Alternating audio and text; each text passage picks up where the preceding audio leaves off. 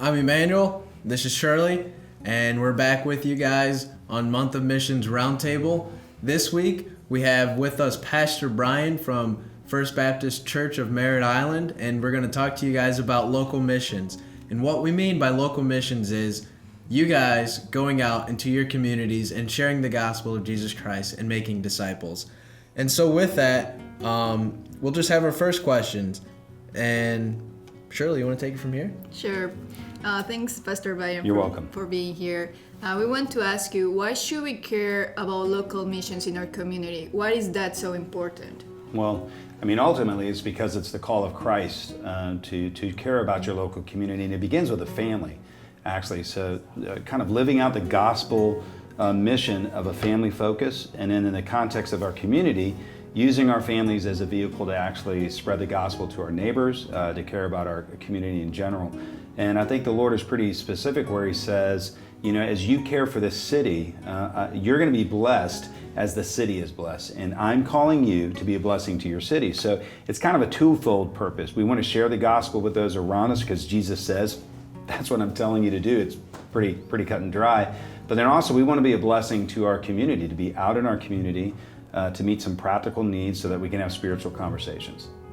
What are some ways that your church do local missions? Okay, well, we kind of have to start back years ago because the church was never designed to be inward focused.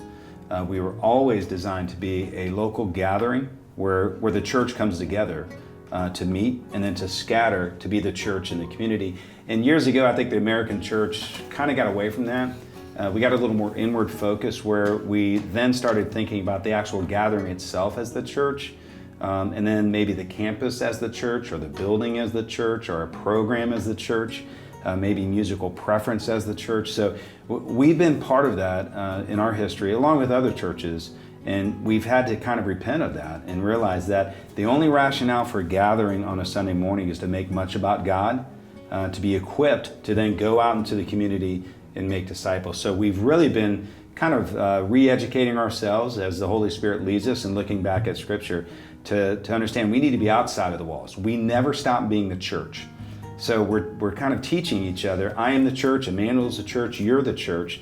So then how do we equip you to live that out in the context of your community? Well, it's all relational. Jesus was very relational. He built relationships to always, in love, share truth. And I don't think He wants us to do it any other way. So really, we're not asking you to do anything but live life. Most people make friends. Well, that's a great vehicle to build a relationship in order to share the gospel. Most people want to know who their neighbors are. So we're just asking you to do that, to own in your life 5 people who are far from God that you are praying over, and that you're hoping God would use you to actually make a gospel inroad with them. So people ask, well, how long should that take? I can't answer that. People will say, well, what should that person look like? Or where's that? We can't answer that. We just want you to have somebody in your life that you know is far from God, and God is asking you to build a relationship with this person to do life with them. And then the what if questions come up. People say, well, okay, if we do that and we go to their house, well, what if, and fill in the blank with your biggest fear. What if they have alcohol? Well, what if they do this? Well, what if they do that? We just tell people, listen, if the Lord is leading you to build a relationship with an unsaved person, you got to realize they're unsaved. Okay, so we can't expect a behavior out of them that they are completely incapable of generating, because we were incapable of generating it. We're called to be light in darkness and to go out and build relationships. That's really it was called casting the net, where we actually had an emphasis on our local church to own the lostness in their neighborhood. So that's the first step. And I think years later, man, you've been part of that. I think years later, we're starting to hear stories. We're starting to hear people say, hey man, one of my 5 is at church today, or one of my 5 has stepped into the kingdom today. So we literally wanted to make it easy to show people all we're asking you to do is what Jesus did, was build relationships. So that's the first and big step in actually getting people into the community. What's one way that your church has made, or you guys have made, a significant step into building a relationship with the community? Well, one of the ways, and I think we'll get to Advent in a minute, but one of the ways was actually going to the schools, the local schools, with no agenda other than how can we serve you? Which is a really scary question to ask somebody, because you're giving them the ability to put something on a table and then you can kind of talk about it. So what we did is we decided to go to the local schools, and I primarily went to elementary schools, and Rob Jones went to junior and senior high. And we literally drew a Venn diagram where I drew a circle and I said, this is a church. And I drew a circle and I said, this is the school. And I said, but there's an overlap here. I know that I do some things that you really are uncomfortable with. And some of the principals spoke right up and said, well, I know that there are probably some things that as a school we do that you may not be comfortable with. And I said, yeah, but what about that overlap? That overlap is children and families. You care about children and families, we care about children and families. And when we put it that way, the walls kind of came down. We told them, look, we do want to have a presence in our community. We care about the family and children just like you do. And we know that the biggest influence in Merritt Island is through the schools. And you guys have a hard job. So we just started having conversations like that and building relationships and meeting needs. And, as that went on, we had principals that would say, I have a family that's really in crisis. Would you be willing to come down and talk to them? And it just opened up doors. So literally it was just seeking where we could be used by God to meet a need. So that was probably the first step that I personally took in my ministry, to reach out and build relationships with the principals on Merritt Island. And I love them, we care about them. We have quarterly lunches where we bring them off their campuses just to minister to them, just to pour into them. They appreciate it, and like I said, the relationships are pretty strong now. That's good. We've heard about your church and we've heard about some things that you guys are doing.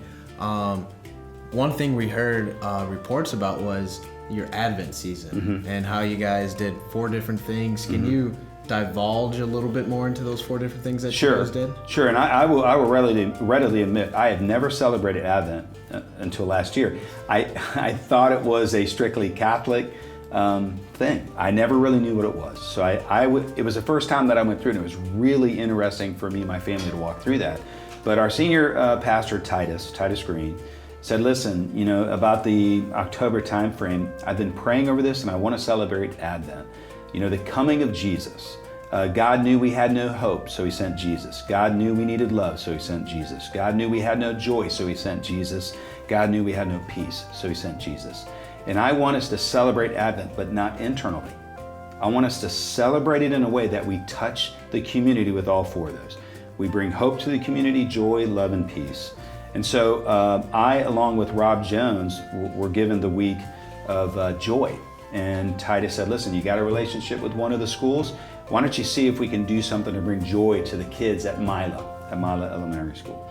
And he said, maybe we can go out and get a whole bunch of footballs and basketballs and stuff.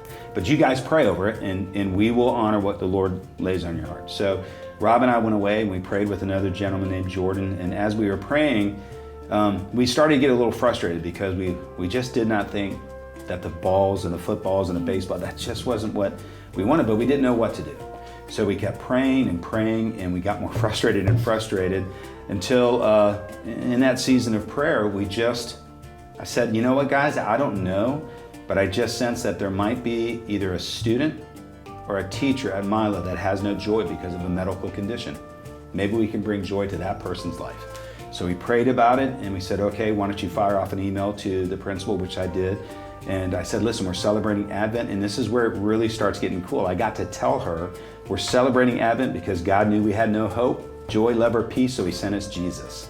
And we think that there might be somebody in your community there at your school, a student or a teacher that has no joy because of a medical condition. We were that specific. Immediately got a response back from, when can we meet?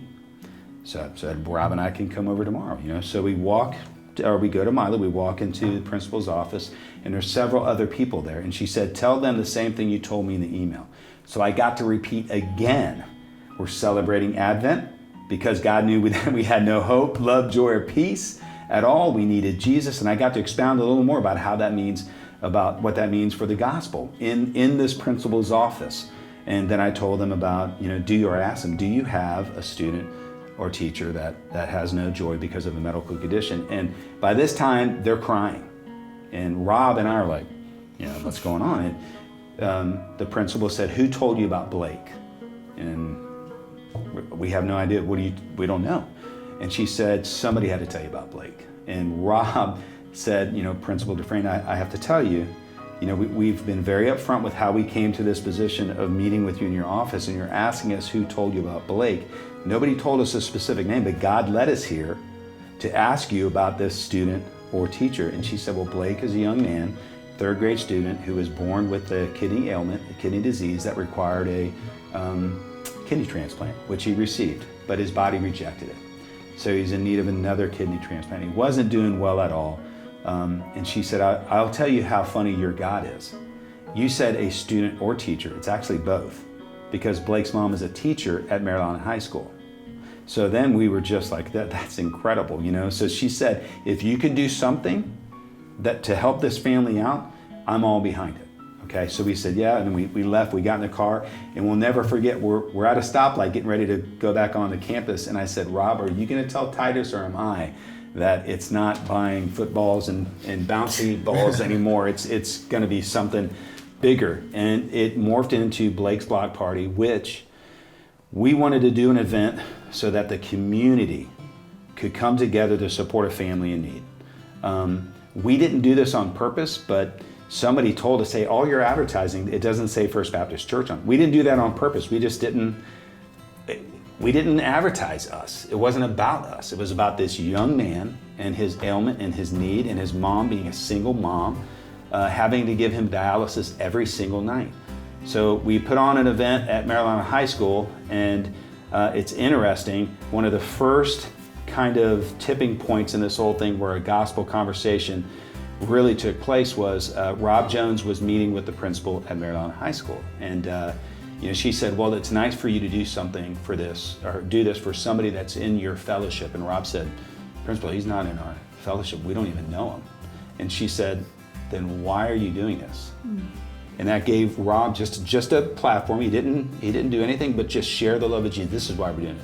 God so loved us that he gave his son so that we would not perish, and we just want to extend that love to other people.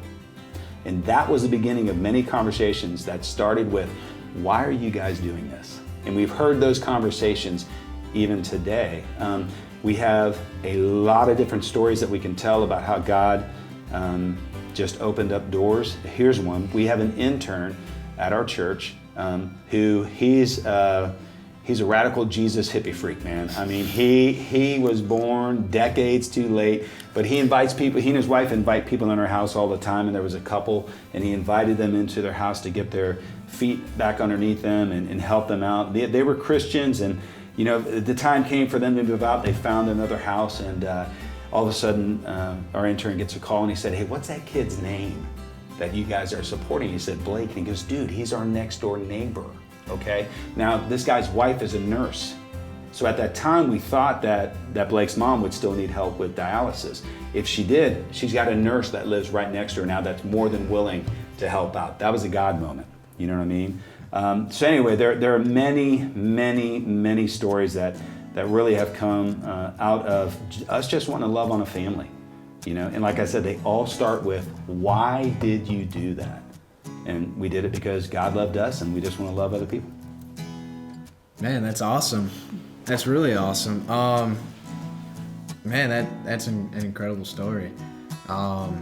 Just to see how you guys practice pretty much what you preached, to who's your five, and to go into the community and just to minister to those five, and like how that relationship grew and expounded to where this event, Blake's Block Party, took place and stuff. So. And that was when you said the word event, that kind of breeds fear into us, because we really don't want to have programmed events. So we did this, and the other, the Hope, the Love, and the Peace Week, we did all those with the thought we are going to intentionally, as a corporate local gathering, reach out to the community, so individually the local gathered church can then develop relationships. And that has happened.